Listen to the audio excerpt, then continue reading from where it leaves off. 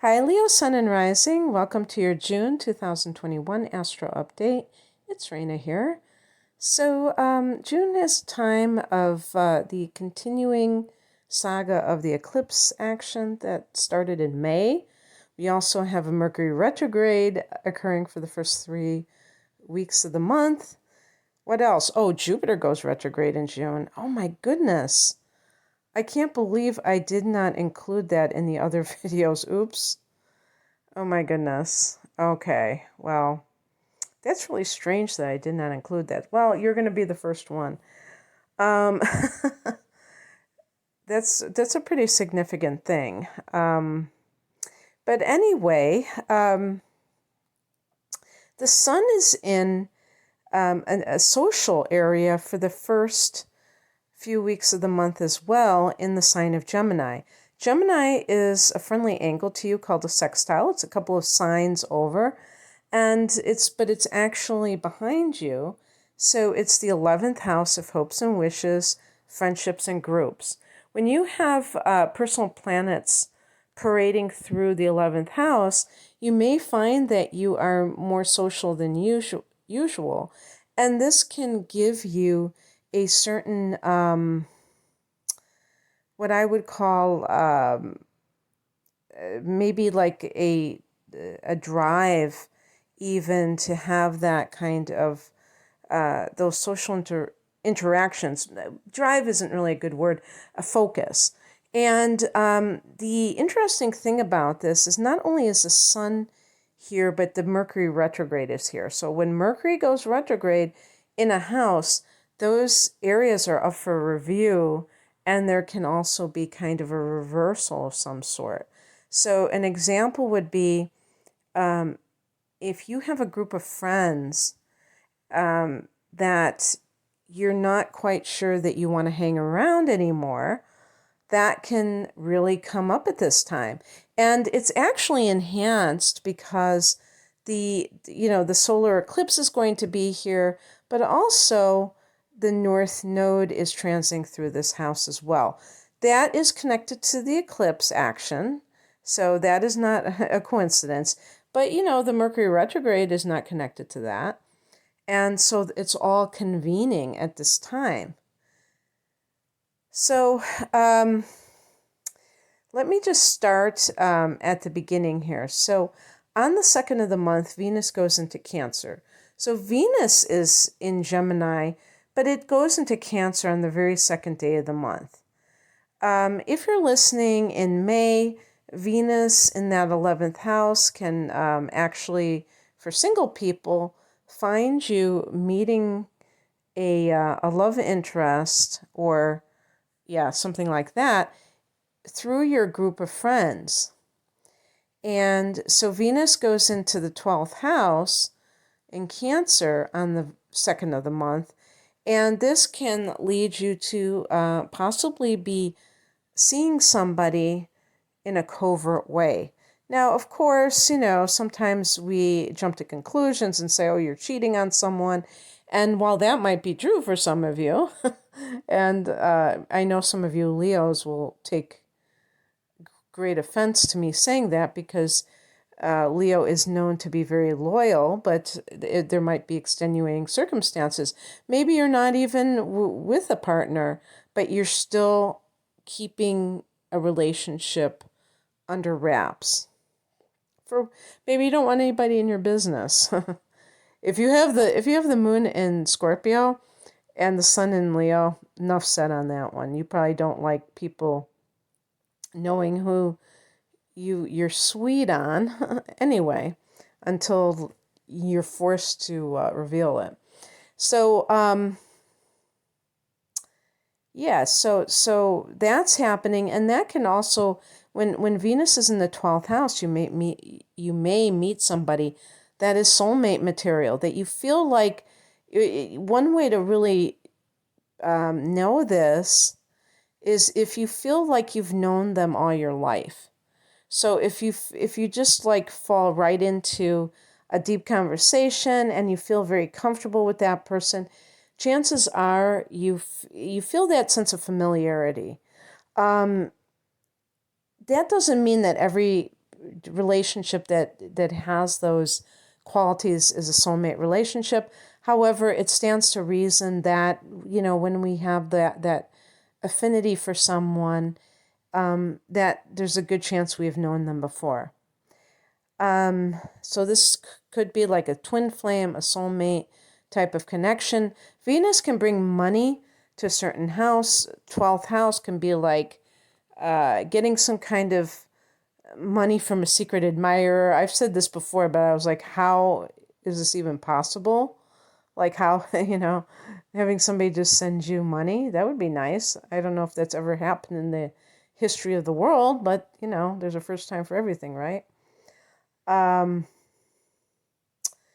the other thing that I was going to say is like, good karma type of money. I actually read something that was connected to Jupiter in the 12th. It was probably online, and they were saying, money for good karma. So I figured this is the same thing, because the 12th house is a karmic house, and Venus certainly can bring money wherever she travels. So on the 10th is that solar eclipse. It's at 19 degrees of Gemini. And this can open up your social life. And really, because the sun is a very powerful influence, this can be a springboard for new people coming into your life. But it's very interesting, because when I read about the influence of the solar eclipse, it seems almost like rather negative, the things that I've read, where they say it's like you have to come to these unpleasant realizations about something. And I kind of don't vibe with that. I think of, the solar eclipse is supposed to be a powerful new moon. So to me, new moons are new beginnings and new possibilities. And so that's how I choose to, interpret a solar eclipse in a particular house. And you did have a lunar eclipse here back in, November of 2020. And that may have been, the clearing of the decks in terms of some relationships, because, Leo, you had eclipses in your sign, I think from like 2016 to 2018. So whether your sun is in Leo or your rising sign, this may have like started the ball rolling in major changes in your life. And so it only stands to reason that for some of you, your social circle will shift. I mean, that's going to be true for all of us during different, periods of our life, whether we have eclipses in there or not. Eclipses are triggers, and sometimes you may not even be able to, connect the dots of like how it's really affecting you. I know that has been true for me. So I always leave that as a caveat, because I know this is kind of weird coming from an astrologer and stuff, but I really urge people to use astrology in a very kind of a lighthearted way, not to get too serious about it, because when you do, then it means that you become a fundamentalist and you begin to like have these very rigid concepts and rules, and I just don't think that life works that way. Obviously, you're free to interact with astrology as you choose.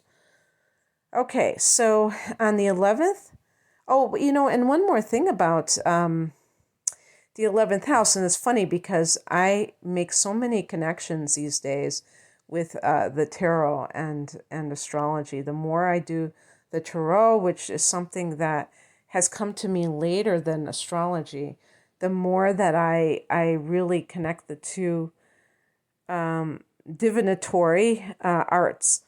And the star card is connected to Aquarius, and Aquarius is the ruler of the 11th house.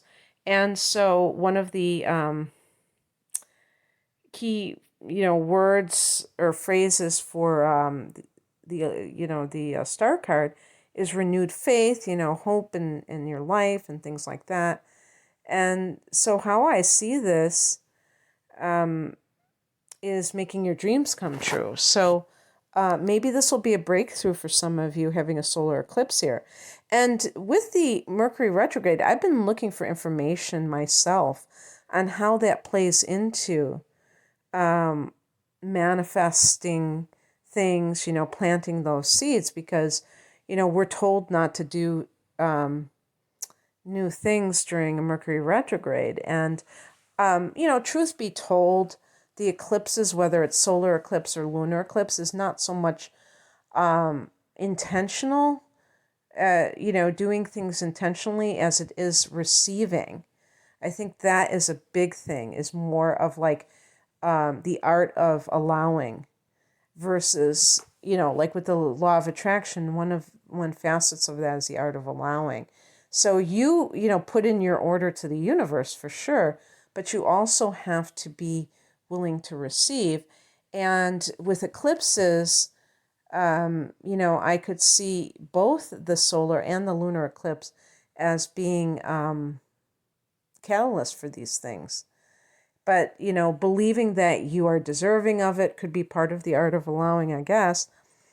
And so dream big. Even though there's a Mercury retrograde, it can be some past dreams coming back to you. Maybe you have faith that you can actually achieve them. If you lost a little bit of hope in the past, something may come into your reality that makes you think, hey, maybe this is possible after all. On the 11th, so this is the next day, Mars goes into Leo, into your sign, and oh my goodness, gasoline on the fire, because Mars is a very fiery type of an influence to begin with, and you're a fire sign. So Leos don't need like any kind of encouragement to go after what they want, which Mars can do, give you a sense of urgency about, achieving your goals or any of that stuff, because you have all of that in spades. But,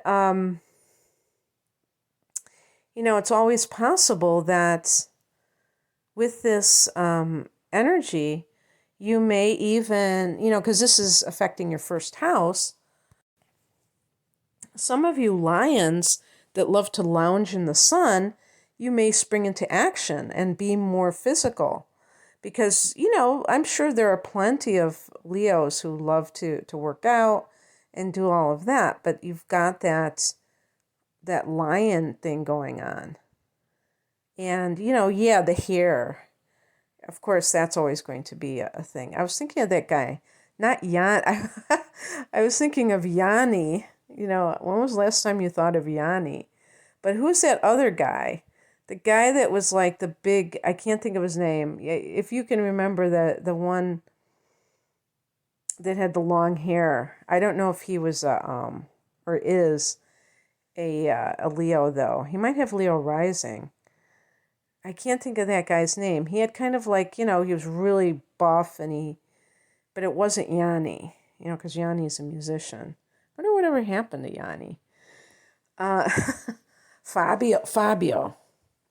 I'm going to have to look and see if Fabio is, has Leo. But anyway,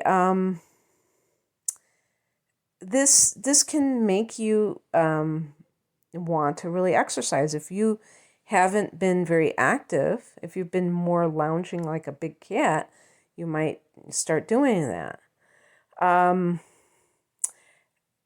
It goes without saying. I mean, I say this to every sign, so don't think I'm picking on you, but definitely have to say this to Leos. Watch your tendency to kind of be, pushy and things like that, because fire energy, hey, I'm a Sag, so this could certainly, I could resemble these remarks. We can come across, all fire signs, as sometimes kind of arrogant or pushy, and the Mars energy, because Mars rules Aries, it also rules Scorpio, but we won't talk about that. We're talking about the fire energy. And we just tend to have that within ourselves already. We tend to be wired that way. And it's really about going after what we want, not being like a shrinking violet about something. And sometimes people perceive that, misperceive that, and think that it's being bossy or what have you.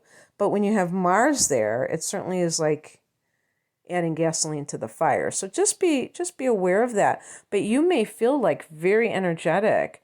And actually, when the sun goes into Cancer on the 20th, this is your hibernation period for the next month, where you might start to feel like you need more rest or what have you, because the sun is in the 12th house. So it really helps that Mars is in that first house at the same time the sun is in the 12th, because that can give you a little bit more oomph. So anyway, I guess, okay. So basically, Jupiter goes retrograde on the summer solstice, on the 20th winter solstice for the southern hemisphere. And Jupiter is going retrograde. Jupiter is in Pisces at this time. So, and I didn't, because I wasn't thinking I had to do this.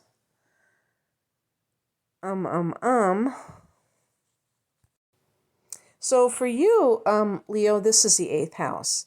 So Jupiter has entered the 8th house. Have no worries, though. Jupiter is going to go back into that committed partnership sector after it starts to retrograde, starts to lose degrees in late July. So when the sun is in Leo, you're going to have Jupiter go back into your opposite sign of Aquarius. And that can, of course, be very fortunate for your partnerships. But now it's in the 8th house, even when it's retrograding. And this is going to internalize some of those, influences, because a retrograde can do that. And it's about your ethics, or, and things of that nature. 8th house, like, for instance, can be shared resources. And if there's like some kind of inheritance issue, Leo, you might feel like something isn't quite right, and you have to do a lot of soul searching about it.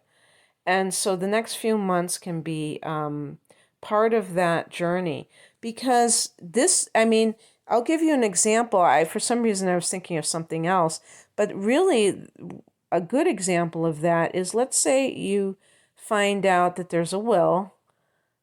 Let's say it's, a parent. Now, I think if it is somebody close to you, that this is already a done deal, because Jupiter has already gone into that house.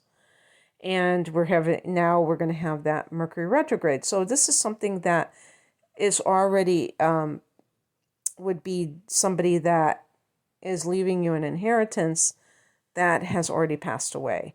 And this is not to say that this is happening for all of you. This is for those that this is, relevant. Okay, if it's not relevant, plug up your ears or whatever.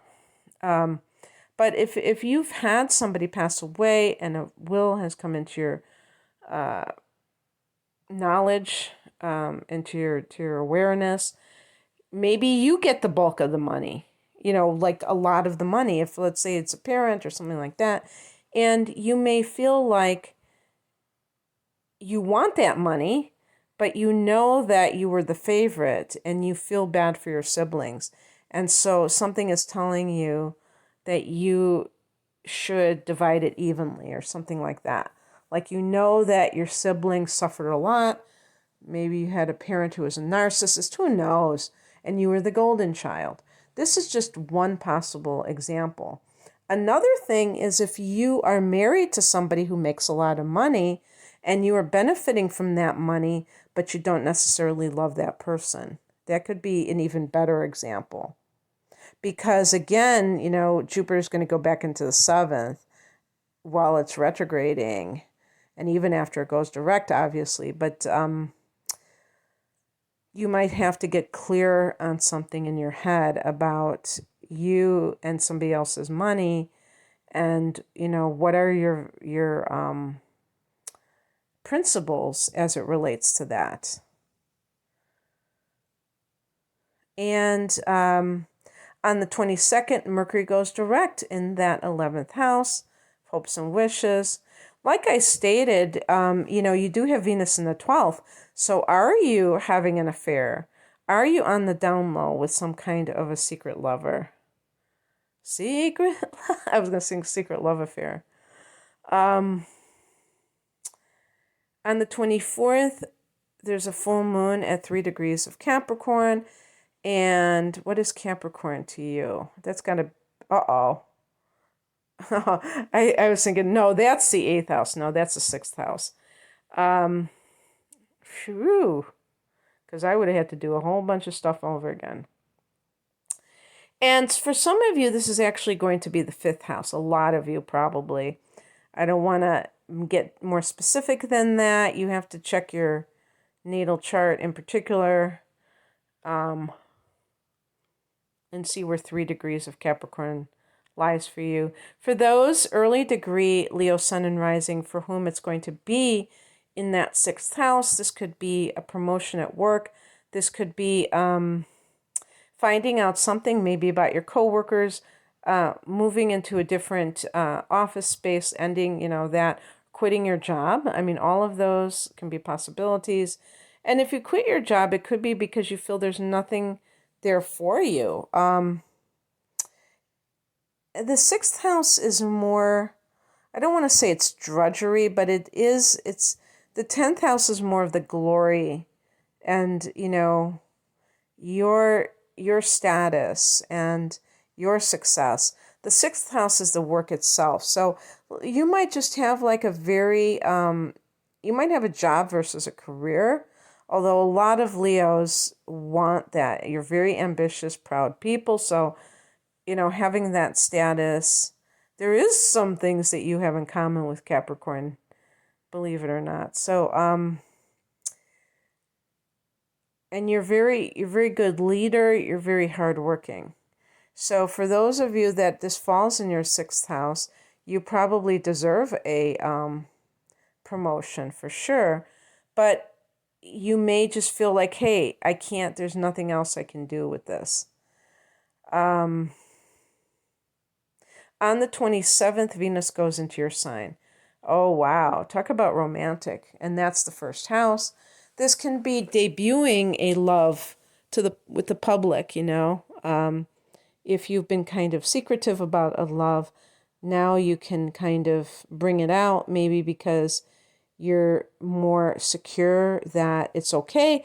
Maybe because you're leaving a relationship and so it doesn't matter. You don't have to hide it anymore. Or you've made up your mind to leave a primary relationship. Venus in the 1st house can give you a lot of charisma and attract people to you, which is great for business and pleasure. You're already very charismatic, Leo, but this can just add, here I keep saying gasoline to the fire, but in a good way this time. Very, very appealing to other people. So the word attractive, we always think of gorgeous, beautiful, but it really means magnetic. And magnetism is something that can, create success in somebody's life, wealth, popularity, But I mean, you don't want to have a fake popularity. I mean, like a very holistic or organic type of popularity where people genuinely like you. So yeah, I think that this is going to really be a social time for you, and also a romantic time, and you may even see progress with a job situation. So I hope that you resonated with this, Leo. If you would like a personal reading, I'm promoting my double chart readings, just because they're a good value, and for me, they're more satisfying because I feel like I can really sink my teeth into these readings and, have more time. And, I do have a combination natal chart and transits reading, but I have less time to really dive deep. That's the name of the longer reading. So you can check out all of my offerings at the link below. I'm at RainaMoonAstrology.com. Thanks for listening. Take care. Bye.